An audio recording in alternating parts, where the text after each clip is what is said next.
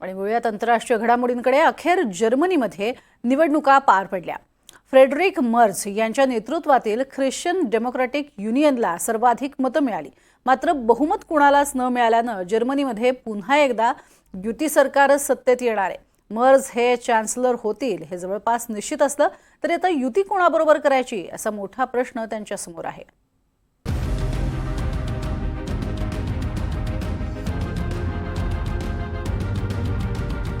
German मतदारांनी रविवारी मतदान केलं आणि आपली परंपरा कायम राखली।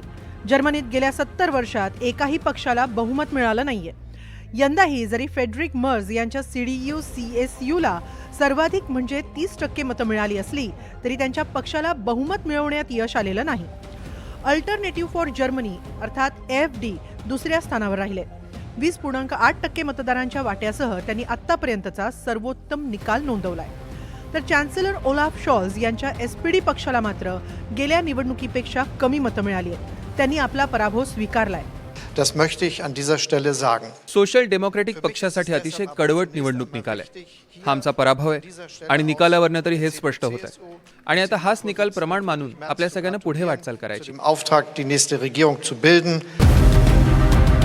तर फ्रेडरिक मर्झ यांनी त्यांच्या कन्झर्वेटिव्ह CDU-CSU-ला विजय मिळाल्याबद्दल मतदारांचे आभार मानले। मी आपल्या मतदारांचे आभार मानतो। त्यांनी आमच्यावर माझ्यावर विश्वास दाखवला। मला माझ्यावरील जबाबदारीची पूर्ण कल्पना आहे। आपल्या पुढ्यात असलेल्या आव्हानांची मला पुरेपूर कल्पना आहे आणि ती आव्हानं सोडवण्यासाठी मी कायम सकारात्मक पावलं उचलेन। आणि मला माहिती आहे की हे काही सोपं काम नाही।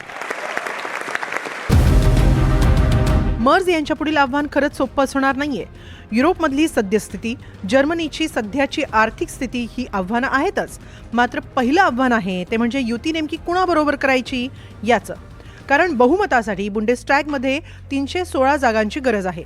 त्यांचा CDU-CSU पक्ष आणि माजी सत्ताधारी SPD यांनी जरी युती केली तरी त्यांच्या 316 जागा होत नाहीयेत। त्यांना तिसऱ्या मित्र पक्षाची गरज भासणार आहे। यादी CDU-CSU आणि SPDनं दुसऱ्या महायुद्धानंतर 4 वेळा युती सरकार स्थापन केलंय।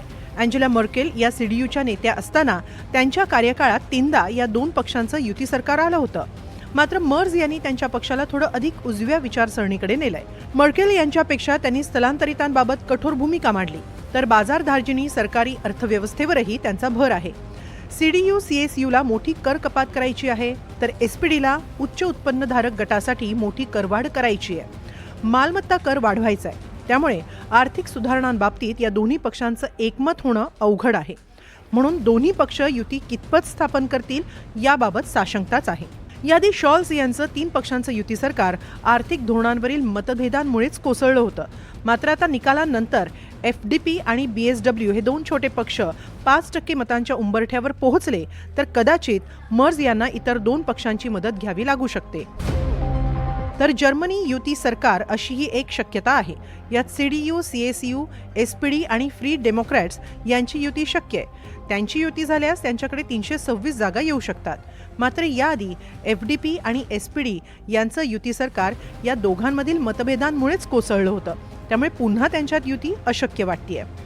आता उरले अति उजवे अल्टरनेटिव्ह फॉर जर्मनी अर्थात AfD पक्षाला यंदा 20% मतं मिळाली आहेत। दुसऱ्या महायुद्धानंतर प्रथमच जर्मनीत अति उजव्यांना इतक्या मोठ्या प्रमाणात यश मिळालंय। त्यामुळे जर CDU-CSU यांनी AfD सह युती केली तर त्यांच्याकडे 318 जागा येतील आणि त्यांचं सरकार अस्तित्वात येऊ शकतं। मात्र निवडणुकीपूर्वीच इतर पक्षांनी AfD सह युती करणार नाही असं स्पष्ट केलं होतं। त्यामुळे मर्झ हे आता सरकार स्थापनेसाठी AfDच्या ॲलिस वेडेल यांची मदत घेतात का हे पाहावं लागेल।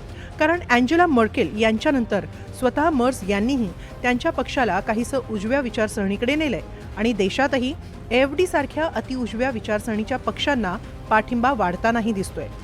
त्यामुळे एकूणच कोणतंही युती सरकार स्थापन करण्यास काही महिन्यांचा काळ जाऊ शकतो असं जर्मनीतील राजकीय जाणकारांचं मत आहे।